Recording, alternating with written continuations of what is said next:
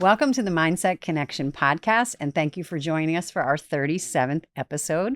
We are your hosts, Jennifer Clearwaters and Cindy O'Connell, and if you are new to us, welcome. In every episode, we are showcasing amazing people doing extraordinary things in the field of mental health and wellness. And today is no exception. Today, we are welcoming a guest who is keeping thousands of people happy, healthy, and full. Jamie Giovinazzo, the founder of Eat Clean Bro. Welcome to our show. Yeah, Yay. Thank you for having me.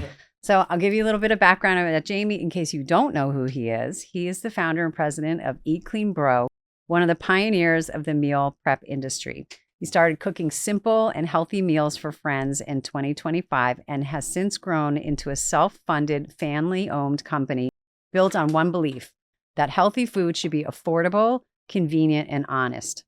So after overcoming major setbacks, including a career-ending spinal injury while training for the Navy SEALs, which we are definitely going to talk about, and rebuilding his life with just $300, Jamie committed to doing things the right way. No shortcuts, no venture capital, just hard work, integrity, and caring for people, which Cindy and I absolutely feel is just incredible. So today, Eat Clean Bro serves thousands of customers with fresh, never frozen meals, no transparent ingredients, and precise nutrition, while giving back millions of meals and raising over $700,000 for children's hospitals. So Jamie lives by a golden rule: treat people the way you want to be treated through business, food, fitness, and storytelling. His mission is simple: prove that being kind, honest, and relentless still wins. So Jamie's also the co-host of the podcast, The Bro Show, which also records right here in our studio. So he's familiar with being in this room. So thank you again for coming. That was such a beautiful introduction. Thank you. Yeah, we're happy to see you. Well deserved. Yeah, so we're so happy to have you here, Jamie. And just in the, we always chat with our guests for a few minutes before we get started. And already I feel like I've known Jamie, I don't know, lifetime maybe. Yeah. Well, you came in hugging. That's always a good thing. And you could feel the warmth and the kindness and connection from you right from the get-go.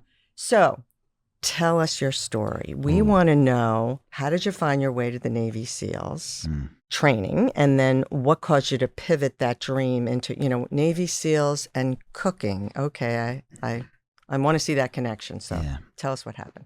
So I started cooking in 2005. And I failed a bunch of times. And then I was lost. I was a young kid. I was like 22 years old. And I think my dad was kind of like worried for me. Like, what is this guy going to do with his life? Because to start a business with nothing is pretty hard. We've done it. It's hard. And you mostly fail. And you fail and fail and fail. And I was young. And my dad basically talked me into joining the Navy. And when I went in there, one of the kids, like, we hit it off, and he was like, bro, why don't you just like do this? And I was a wrestler, so I was like, this is the qualification to get into the Navy SEALs. Like, I could do that. Oh, dude, I showed up hungover in basketball shorts and basketball shoes, but I was like 250. I never even swam laps before. I did the swim. I did the sit-ups, the push-ups, the pull-ups, the run, and I qualified, and I was like, all right, yeah, I could do this. So I started training, and I thought, this is a challenge. This is something I could do to, push myself and prove something to myself. And I got hurt during training.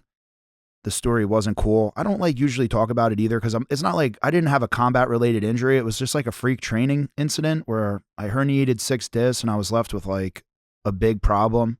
Still to this day, I have to rehabilitate myself I have a whole regimen on keeping me on my feet, keeping my spine safe. Of course. So, but the big learning lesson in the military was, I don't know if it was grounding is the right word, but basically a lot of the old, the millennials are apparently entitled, according to the baby boomers. And at that point in my life, I was entitled. And being in the military taught me, you don't matter. Shut up. If you don't do it, somebody else will. And when I got honorably discharged and processed out, I came back into the workforce with that scary reality that like I didn't matter and I wasn't important. And that if I wanted to make a difference, or if I wanted to make it in this world, that I would have to start at the bottom. Not like, you don't get to start off at the top. And I was like, I was always an honest, kind person, but I was always trying to like, like in high school or college, you cheat on your homework. Like I was almost trying to like cheat the grind and skip the hard part.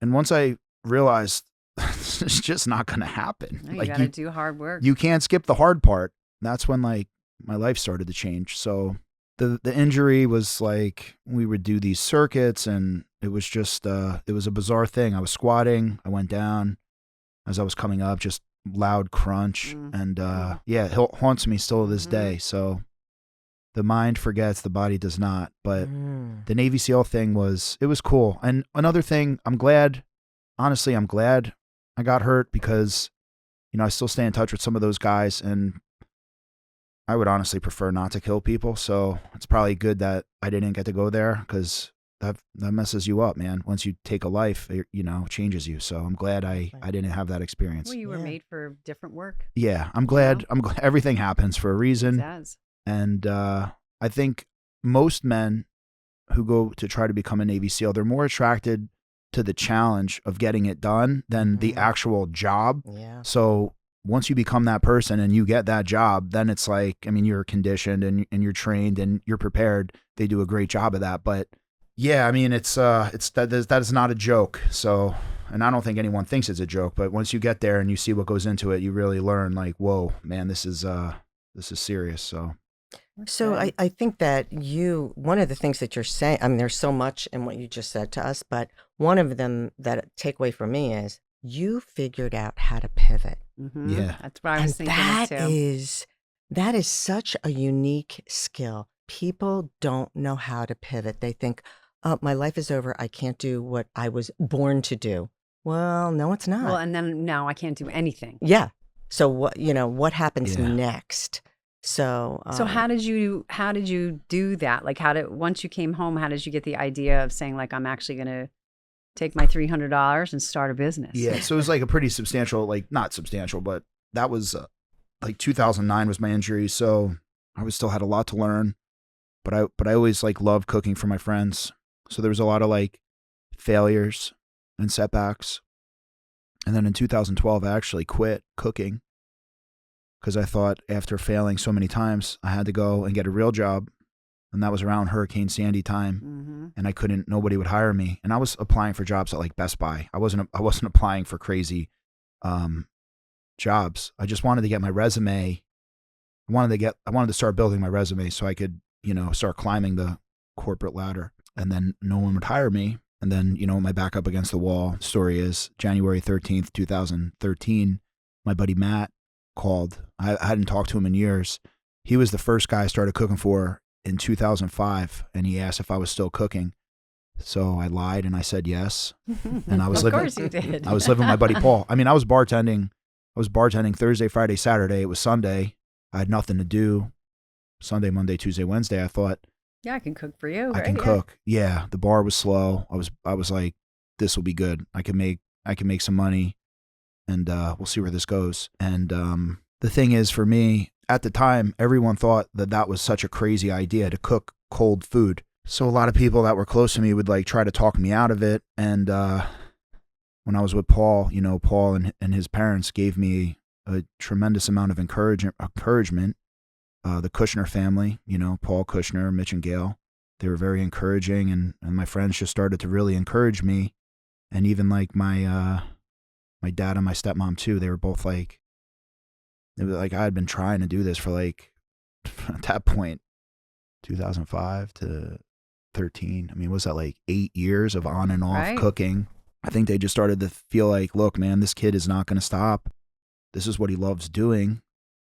I guess like maybe we should just back it and see where it goes. Cause like no matter how much we like try to, not like anybody tried to stop me, it's hard enough to do a business on your own with encouragement versus no encouragement. Like there's no easy way to start a business, right? With or without encouragement. Encouragement helps, but it's still hard. And yeah, dude, I kept chipping away. And my lucky break was when I actually was working at a kitchen called a Tavla with this sweet woman. She let me in there. And then one day, the funny thing about it was Tuesday I would like clean, and it was grueling. It was a grueling 48 hours because like I barely slept, and then I'd have to get up Tuesday, and I would bartend Monday night. So it was a hard couple days, and I'm scrubbing sheet trays with a wool steel, and I don't know, maybe I got like soft hands, but like man, I would cut my hands every time scrubbing. And I look up, and she's like, "Oh, hey Jamie, now it's Tuesday, all right, just so you understand." And I finally feel like, dude, I'm building a little business. I was in business for like 6 months or so. And she's like, "Yeah, I'm not renewing the lease. So we have to be out of here by Friday."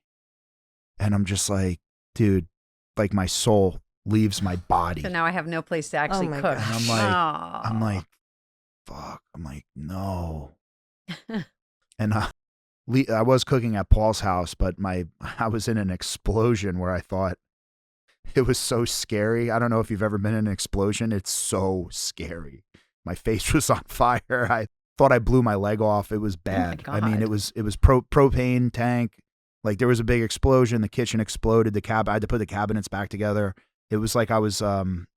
It was like Well, that's like trauma. You can't go cook there again. I was like, I'm not going back cooking at Paul's house because I'm like, this family, you know, God forbid I blow their kitchen up again. Like, so jeez. I called Joe Moscow from Nona's. I used to work with Joe, and I was the most vulnerable ever. Everybody at that point, everybody knew I had something, that everybody was trying to put their hooks in me. And I was like, "Joe, I'm cooking for my friends. I have like this little catering business for bodybuilders. You know, can I use your kitchen? I'll use it in the morning. If I need guys, I'll use your guys." But I also told Joe, like, you know, I'll throw your guys some extra money. I knew the summer was coming, and a lot of the restaurant guys lose good guys in the summer for landscaping. It pays more. So I did that little upsell trick. And he's like, "Yeah, man, come." How'd you get the name? Oh, my dad. Yeah. So not that it was condescending, but maybe it was like nobody took me serious. So like, so that's what they would just say, like, "Eat clean, bro." They're taking you serious now. Oh yeah. Oh yeah. Yeah. Can't even talk about cheesesteaks without, you know, starting a war in Monmouth County. But there's my dad was like, "Why don't you call it Eat Clean Bro?" Yeah, that's all you say. And I thought, okay, right. Well, yeah. Well, my last name is Giovinazzo. Nobody could spell it or say it. So I thought, Eat Clean Bro. I was like, a 6-year-old, you know, my 6-year-old daughter could spell that. Yeah. So I loved it because I was like, eatcleanbro.com. It's a great domain name. Like, it's so easy to remember. And then my dad helped me with GoDaddy and set it up. And yeah, still like everybody was like, "Oh, we hate the name, this, that." But Eat Clean Bro, in 2013, Eat Clean Bro is a very edgy name. Now there's like, you know, I'm not going to get into it with you ladies, but there's some pretty egregious names of companies. You're like, wow, all right, Eat Clean Bro is like kind of not that bad anymore. But in 2013, that was an edgy name. Oh, and you were going with simple. Yeah, I love it. Yeah. That's great. Yeah, it was easy to spell, and yeah, my dad rocked it. But what really rocked was my billboards. My billboards rocked. It was a call to action eyesore, which is like really hard to do, and we did it on accident, and it's screamed. It was great. That's good. Yeah, I think the billboards is probably what catapulted me into legendary status. You still see them. They're everywhere. Yeah. So tell us about the golden rule. What is we all know what the golden rule is, but what does the golden rule mean to you? Well, and how do you apply it into a world that is like everything that you've said so far? You were kind of knocked down a lot, or there were disappointments, like you, Dude, but you always you were at the bottom of the barrel, sort of, but you always dug your way out. Always, like you never gave up. I'm in it right now, yeah, and it's the golden rule is like treat people the way you want to be treated, and just don't stop moving. It's look, I got nothing to prove at this point, but there are a lot of people that do, and you could tell that they don't know what they're doing, but they talk like they do. There's a lot of holes in their games. I'll just tell you, listen, I don't know what I'm doing, but I'm doing something. I'm doing something I think is right. So I'm going to keep doing it until I get proven wrong, and then I'll move. and I'll keep moving. It's like that simple book, Who Moved My Cheese, where it's like, look, I'm a sore loser. I've had a lot of bad things happen to me in my life that I kick and scream about still this day, but I'm like, I can't stop, because if I stop moving, I'm done for. Mm-hmm. Exactly. Yeah, I just got to keep moving. Like, exactly. Where does that come from, Jamie? Man, I got to tell you, I think my dad, and, you know, my dad just drilled me, you know, never quit, never quit, never quit. It's good that you had that encouragement. Yeah, it worked. It worked because, you know what, when you were at low points and when no one was believing you and no one was saying that you were going to be successful, you didn't quit. Yeah. Well, hey, by today's standards, you know, I think about my dad a lot, and I think about, look, there's no denying that the man prepared me for the war that is life. So shout out to my dad. I mean, you know, I try with my son. I try to be, I guess, well, I don't know. My son's only 7 years old, so we have time, but just, you know, look, the results, the proof is in the pudding, man. So you're going to have to kill me to stop me. So that's all. And, you know, even though your kids are little, they see what you're doing. Exactly. Sometimes I worry they don't, because I'm just on my phone, or, you know, like my daughter asked me what I do. And I said, baby, I lead people. She's like, what does that mean? I go, I encourage and inspire people to do things. And she's like, you want to play with me? Yeah. I'm trying to teach her this. And I'm like, man, this is kind of abstract for a 6-year-old. But that's okay. You know what? That's okay. And you're modeling it. You're modeling it. And honestly, when we think about it, I mean, my family doesn't want to talk about what I do. You're probably like, they do, but like they want you. When you come home from working, they don't want Jamie clean bro, they want dad. Yeah. And that present, being present and focus with your kids, that's what they see. So is your father involved in the business? No. We're he's just the he's the encourager. Like the Oz. Yeah. You know, he's encouraging from afar. Me and my dad are both I don't know, man. We're both unique individuals. So, but I have a lot of patience. I don't think he has a lot of patience. Like, he has very little patience for me. And you know what? When you play dice in the casino, craps, the reason why 7 is the number is because there's a ton of ways to get to 7. You know, where I'm like, all right, if the first door doesn't work, pivot, second door, third door, fourth door, like, they just keep trying. So like, we wonderful. have to, like, but he's a little bit more rigid, I feel, and that's where he probably loses patience with me. When he was helping me, I drove him crazy, but I could see why. There's a reason why I don't really mentor men at all, and I work with a lot of like women entrepreneurs. I feel like women listen better, so I could see how it's not like the man and the challenge and the testosterone. So yeah, but at least you know that you're recognizing that this is where I'm going to do my best work. That's good. A lot of people spend many years trying to figure that out. And then, you know, they're wondering why that their relationships aren't what they need to be. Yeah. Because their energies don't cross. So that's good to know. I'm also seeing a lot or hearing a lot of self-reflection. Yes. Which is that's what it's all about. Yeah. But that's what it's all about. That's a big piece that most people just don't do. Yeah.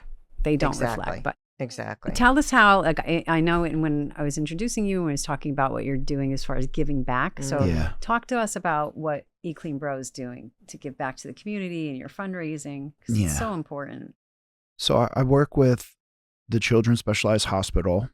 So our son Giorgio has autism, and you know, it's just, look, me and my wife have a good thing, and when you see what goes on in that hospital, you go home and you say, man, thank you, God, for my problems, because there's stuff going on in the world that is, but then again, dude, like, as parents with a special needs child, you know, my son makes this siren noise like all day.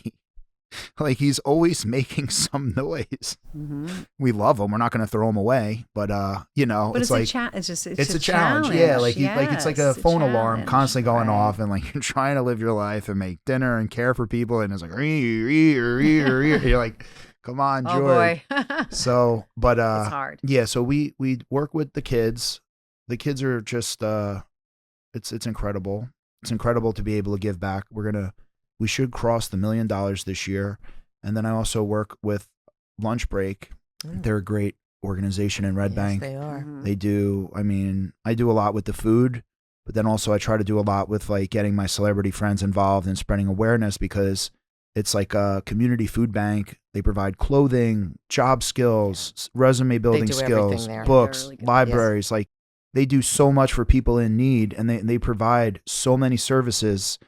And for me, been down and out, like I know how far just like a meal can go, or just knowing that someone's there. So I would say those are like the two big ones that I work with.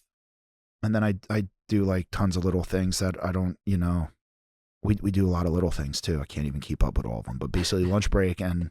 But it's really nice. And even when we were talking Right, before we like- started filming, you don't know how you're impacting people. Even I was telling you on personal levels, like you're not even thinking that you made an impact, but you did. Yeah, like I gave $15,000 gift card to Archangels, Mike, Situations Rehab Center. Which is absolutely beautiful. Yeah, like It's a that's something gorgeous like, place. that's just an example of something I won't even, like, I won't put that on the list. I don't think like 15,000 substantial. Okay, but look what you said, 1 meal at a time. Even Right. one meal at Yeah. a time, it is substantial. I'm sure it was substantial to them. Yes. The And the people that people go who are there, coming yeah. there, the people Yeah. that are coming Well, there if who you're maybe don't even have a meal. If you're trying to get off drugs and then they're hitting you with Domino's stuffed crust pizza. Exactly. a lot of carbs. You know, like food Yeah. and mood is what I Yeah, do. come And like, on. that's not going to help. So, No. what do you think, when you're looking at health and wellness today, like what do you see are the main issues that are going on? Well, I didn't want to get dark, but It's a dark topic. Look, the reason why it's dark is like we just found out Dave's Killer Bread has that glyphosate, which like Monsanto makes, which is outlawed in part, like and like you're going and buying. So the thing is, Dave's Killer Bread could be buying flour that's organic, that's non-GMO, that's all these things, and they think they're doing the right thing, and now they're making a product that has a cancer-causing ingredient in it. And when you go down this rabbit hole, you're just like, man, like, we're not safe. So in the world of health, because this has been my passion for so many, at this point, close to 3 decades of me like learning. You basically get to a point where you just have to like say, hey, look, I can get you an Eat Clean Bro meal for at the store, like $12.99. I can get you a 6-ounce piece of chicken. I can get you the best. I can get you the best bang for your buck money can provide. I can give you the best macronutrients. But depending on how far down the rabbit hole you want to go, I knew right away.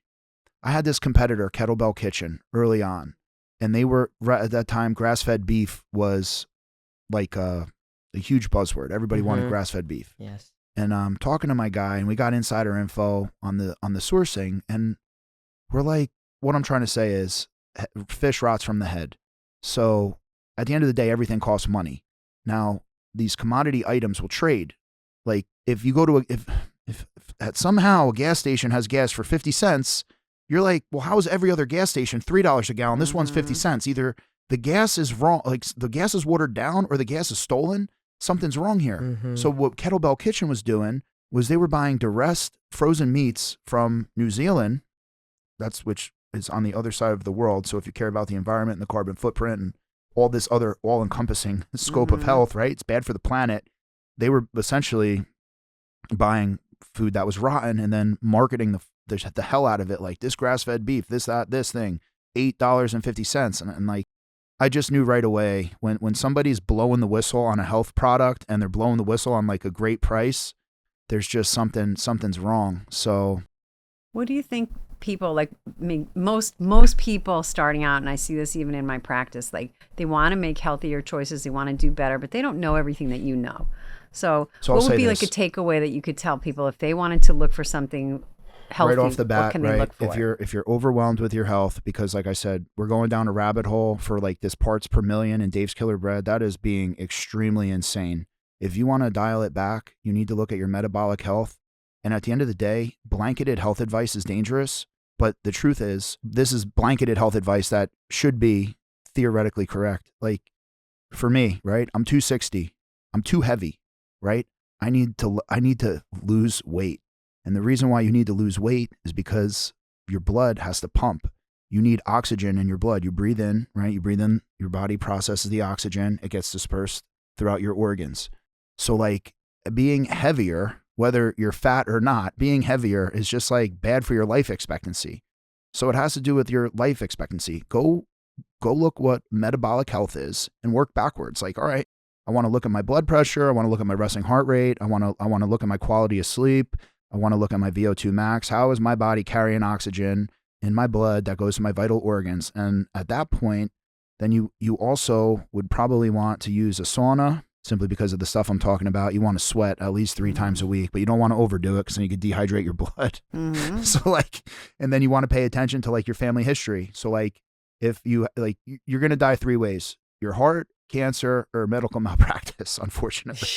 So like, well, it's good that you mentioned family history, because often some people don't even know. Oh, yes. They don't even know about their family history. I have a gene mutation that is actually very common. 1 in 3 people have it. It's for blood clotting. So I do a ginger shot every morning. I eat grapes, try to stay hydrated. 2 of my family members had strokes, but like they had a lot of processed meats, drink beer, smoke weed, stuff, whatever. I don't think they were really paying attention to their health. Yeah, Right. right. They ended up having strokes multiple times. Now they're on blood thinners. I'm trying to go the natural route on the blood, and then I do my blood work every like 90 days. And they pay attention to the platelets. But family history, blood work, start there and monitor your weight. Your weight is going to determine your blood pressure. Your cholesterol is going to be determined by your liver. Your liver is the organ that pretty much manages your cholesterol. By losing weight, you should, in theory, lower your cholesterol. But then you can also get like, you get the ultrasounds on your artery. You could have high cholesterol with no plaque buildup. Everybody's different. They're also the markers, all the health markers change every couple of years. So like it could be high cholesterol now, next year, maybe it's not. Pay attention to your family history. The more you know about your family history, the better, both sides. And you can go down the rabbit hole as far down as you want, but ultimately managing a healthy weight is probably the start, which Eat Clean Bro can deliver on that 100 out of 100 times. And that's great, because you're actually giving people like a marker, like, there's so much, but like, let's just start here and actually do something. And another thing, people come at me all the time. If you look at every vital organ in the body and every function, there's a right knee doctor.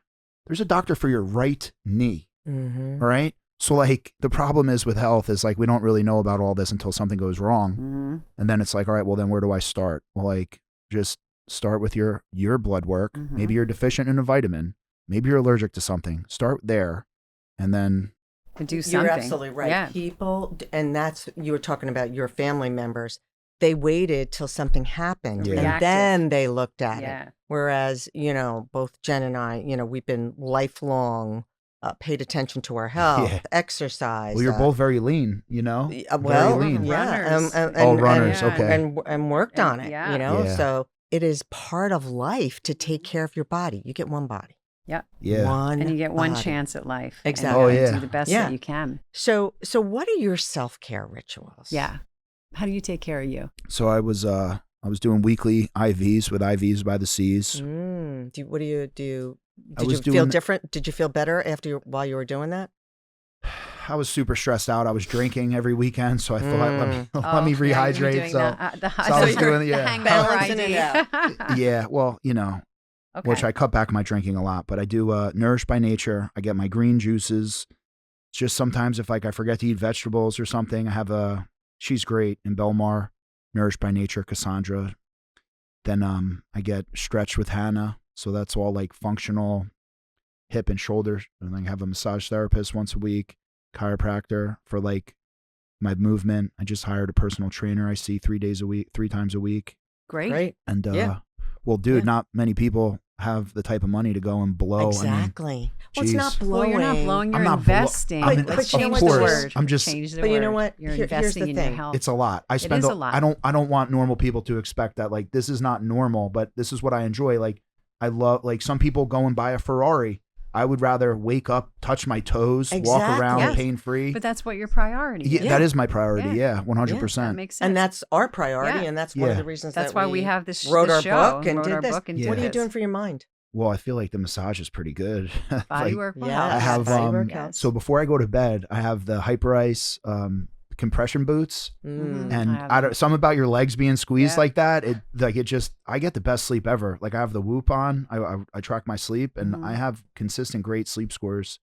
I take Good for you. That's really my important. magnesium, ashwagandha, theanine, glycine. You know, doing it all before right. bed. Doing it all right. And then also every now and then I take the magnesium flakes and I do the bath. My grandmother's 96. Yeah, my grandmother's 96. Once a week. And I'm telling you, man, Epsom salt. My kid does one every day. Oh, your kid's in there every day? Every day he goes. My kids who play soccer will come in and go, going to take my bath. Okay. Yeah. Yeah. It's good. You know, and well, he's sweating it out, so he doesn't have to worry about it. Like if he's playing soccer, he's not gonna I don't think he'll over absorb it. Like he's pouring sweat. So people will say, you know, oh, I don't have time for that. And Jen and I always say, if it's a priority, you have time for it. You have time to scroll on your phone. You have time to stretch. Yeah. You know, it's just what's important to you. Exactly. And obviously this is important to you. So that's great. Well, I was like hurting myself with my back every couple months. I would break something. I wouldn't be able to walk for 3 weeks. Oh my gosh. And I'm like, I can't do this anymore. You're too young for that. I'm like, I can't live like this. So I started just a little bit at a time learning. I was doing crazy body work with this woman in Long Branch, and we were like working on the hamstring. Like it was a big learning process. Like I didn't figure this out overnight. I trialed and error myself. I learned like, you know, the hips, and it was like it was a lot of learning. And even experts, like, you do have to take control of your health. And basically the advice I gave was with like family history. My uncles all had bad backs and stuff, and I knew I wasn't going to live like them, but I also noticed like how stiff and immobile they were. So my dad did karate, you know, so he was always doing high kicks and stuff. So I just like paid attention to things. Like I learned from the people around me, like my grandmother, who's, you know, 96 and does the Epsom salt baths and everything. She's starting to lose it now, but I mean, damn, 96. That's a good 96. That's a good run. Yeah, it's a good run. Yeah. So what's next for ECR? Although I always ooh, that's good. And I also want to say to you, we always kind of like say after talking to you, I kind of like think about what would be next for you. So I would love to see you write a book. Have you thought about it? Yeah, you have, haven't you? I basically I'm thinking, because I'm a bootstrap entrepreneur. I was basically like, I need to get. I turned down $70 million in like 2021. So it was a painful, excruciating, painful lesson, because I took the back end of the economy and I went from being in the best place at the best time, being at the worst place at the worst time with hyperinflation. So it's going to be, I was thinking about my book, like when to put the boots on and when to take the boots off. Yeah. Like a 2-part entrepreneur bootstrap story on like, you know, how to start beneath the, you know, beneath the scenes, beneath the iceberg, and then when to, when to put the boots on, when to take the boots off. So I thought that would be like a, you know, an inspiring bootstrapped entrepreneur story. I like it. I think a lot of people will resonate with it. Yeah. It's especially from a personal perspective of, you know, starting off and really having to claw your way through every step. It's really an important message to show people.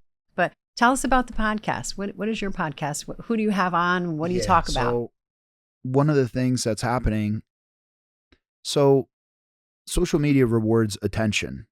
And I was thinking about this, where some of these guys are just artists and they don't care, right? But in business, you need your art to have attention. And I was thinking like, well, I have my art, I need attention. I thought, let me start bringing my friends onto this show and just get them some high quality content to promote their business. Wow, and me that's and really you know, nice.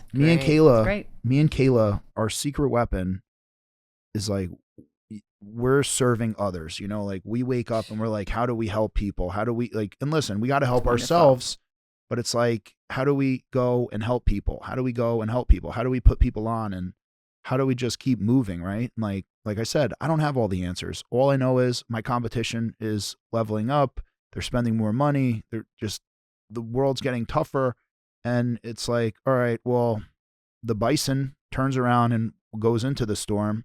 And that's what we're looking to do. So as far as the podcast goes, like it's kind of it's a hard time to just get on the microphone and start talking without like offending somebody, but like it's Monmouth County entertainment.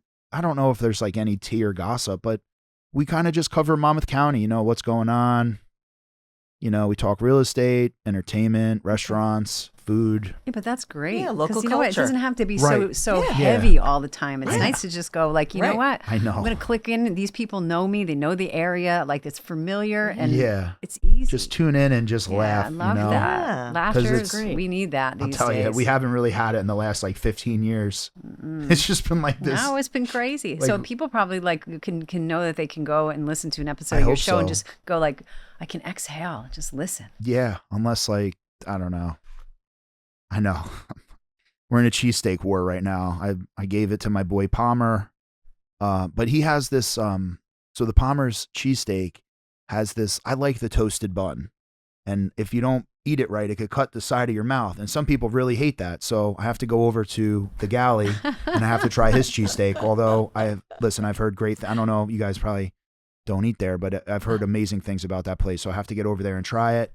And I believe, if I'm using my imagination, I believe that he's getting the nod from a lot of people because he has maybe like a softer bite to the bread, but we'll see. But I this don't is know. where you can say like, this is what I have to do today. Yeah. Yeah, right. This is my This job. is the part of my job Well, that my I have chef to. is super excited, and then he's like, "Well, we should go to This is Talercio's." research. Well, it is, yeah. But It I is love. research. I don't know if you guys know, Eric Talercio over there. He's a great guy. He's another great business here. He makes the big sandwiches that everybody loves in Middletown. Mhm. But this is the joy of living too. Like this is what you get to do. It is, And, yeah. and you know it's what? helpful to look back at the end of every day and say what's going well, because Yeah. there's so much that's not going well, and that's what the brain will focus on. So it's important to do that. Yeah, I wasn't laughing, but I thought, actually, apparently they cured cancer, but that was good, right? Did you see that? No. No. Yeah, Saudi Arabia released a cure for lung cancer, pancreatic cancer, breast cancer. Supposedly it's 100%. Really? How wonderful. Yeah, but Sure, it's not fake news. the pivot is because the Epstein files are so bad, they're trying to they're Focus trying, on yeah, something yeah. else. So when Yeah, you're saying focus on focus on the something good, else. I'm like, Yeah. oh, we cured cancer. Woo-hoo. Wow. Yeah. But at what cost? Yeah. So looks like we're running out of time, but we have a couple of questions that we always ask Yeah, every let's guest go. that's on here. Yes. So how do you view failure? I think I know what the answer is, but I'm actually I'm a sore loser. I hate failing. Okay. I hate failing. So it's a loaded question, right? Like when I'm launching a new product, I push failure because I'm like, let's push it, let's break it, let's fix it. I don't worry about the perfection. But when I look at things that when I make a decision that affects the people's lives around me and I make a bad decision, I mutilate myself over it. So it's I can live with failure, but when my failure affects others, that's when it crushes me. So But I you just- got to come back from that. I am. Yeah, I don't have a Yeah. choice. I mean, I owe a lot of people money. I have to pay them back. Yeah. So, yeah. But it's a lesson too. It's Yeah. a lesson. Yeah. Right? What do you learn from it? Well, do I get a certificate that I had to come back from a $10 million blow for state negligence? I'd like to get a certificate that says I'm a survivor, but I don't get credit for that. I get a lot of strife, right? Is that the right word? Strife Yeah. from my Yeah. people I owe money Yeah. to? Yeah. Whatever. what are your three most important strengths? Well, I would say courage, Mm-hmm. integrity, Definitely. Yeah. Yes. honor. Yeah. Yeah, definitely those Mm-hmm. right off the bat without thinking about it. Well, that's perfect. They're big Yeah. ones. Yeah. So Jen brought up the what's going well. We always like to ask that. Oh. What's going well in your life? I love my wife. Oh, we love Yeah. that. That's good to hear. Yeah. Yeah, geez, thank God, man. Thank God that's intact. It's work though. I tell her, I go, Kayla, I know times are hard, but we're still together. We didn't go bankrupt. Like we're, Hey, your $300 did pretty well. yeah. Yeah, exactly. Yeah. I did construction during COVID. I was massacred. And another thing too, even Phil Murphy, the governor, tried to build a soccer stadium. He got massacred as well. So like, it wasn't just me. It was a terrible time to do construction. And I'm on the hook. I'm on the hook for a lot of people's mistakes. I'm on the hook for world events. I'm paying everyone back. Shout out to Rudy D'Ambrisi for keeping me in business. Shout out to Stu at Agri Produce for keeping me in business. Like, these guys are great people, and I'm paying everyone back. So And that's how you move forward, Yeah. right? You Yeah. got to move forward. Yeah, That's it. yeah. Yeah. So we always ask these questions too. This is from our book, The Elevation Principles. Which we will get you a copy yeah. of. So Do you is have there an some? audiobook? We do. We do. Oh, all right. Yeah, we did it Yeah, here. we did it here. Wow. Yeah, It's your Did it here. voice? It's it was us. our Okay. both of us. Yeah, so It's we took out. turns. Yes. Oh, Mhm. soothing. Yeah. I'll listen. Cindy's I'll got listen. a great voice. Yeah. So, Oh, yeah. is there something you want to change in your life? Just yes or no. Yeah. Okay. So what's holding you back? Well, it happened like 3-4 years ago. I'm never probably doing Oh, wait, you mean like something I want to change now? I would have Yes. hired A to Z. They would have built my facility, and I wouldn't have like nickel and dime contractors who I thought were trying to massacre me for friggin' 100, 200, 300,000 every step of the way. I would have just hired the more expensive contractor. But that's like the only thing I would change. The only Okay. thing in my career that went catastrophically wrong was doing construction during COVID. That's like the Right. most frustrating thing. Yeah. Mm. It'd be like you're trying to go and buy a house for $1 million, and now you have a $10 million mortgage, and now everyone's like, "Well, what's wrong with you?" Why? I'm like, I didn't sign up for this, man. Like Right. so it's like frustrating because everything about my business is good. It was outside of the business that the business now has to pay for that got me, but it is what it is. I mean, that's the pros and cons. I'm a bootstrap entrepreneur. I'm the real deal. I'm not like you are the real You deal. I'm the real and deal. You will come back from this. Yeah. You will. I have great I'm faith. almost out. I have like 12 weeks of Good this for you. horrible loan. I'm like 12 weeks away from being able to breathe. So, Yeah, and for by the you. time this episode airs, it'll be 10. Yeah. Right? There's a 2-week Oh, lead time. Couple 2 weeks. Yeah. So- 2 weeks. Yeah. Yeah. All right. So I will get there. You will get there. You will get there. So okay. So if people are tuning in and they've never heard of you and they're like, I don't know how they could never have I heard don't- of you, but you never They're there. know. They're there. Okay. And like, you never know. Where's the best place for people to find you? Where are your stores located? Like, especially if they're in a local area, how can they get to you? So we have ecleanbro.com. We have a store in Freehold in Poets. We have a store right in like Point Pleasant Brick area, right on, what is it, 88? 88. Yep. And then right here, my main headquarters in Eatontown, 607 Industrial Way. We're opening up a store in Manalapan by Yorktown Shopping Center. Mm-hmm. So yeah, those are my stores. Looking forward to seeing you. And you deliver. Yeah, we deliver east of the Mississippi. I think we're in 27 states. Wow. That's great. Yep. Because I know I've Yeah. shipped many a meal to college. Oh yeah, yeah. I think honestly, man, like the moms who have kids in college, it's just a It's very no-brainer. easy. Just put like 12 meals away. They're good Mhm. for the week. Yep. Yeah, So wonderful. yeah. Okay. Thank you for coming and taking Yes. time Yeah. for us. And as we end every episode, Cindy always has our words of wisdom. Yeah. So remember to pause, breathe, and then respond. You always have a choice. You can respond or react. And to do hard things. Jamie has obviously done hard things, Yes. and he continues to do hard Yes. things. Yes. So thank you so much. Thank you so Yeah, much. Thank you.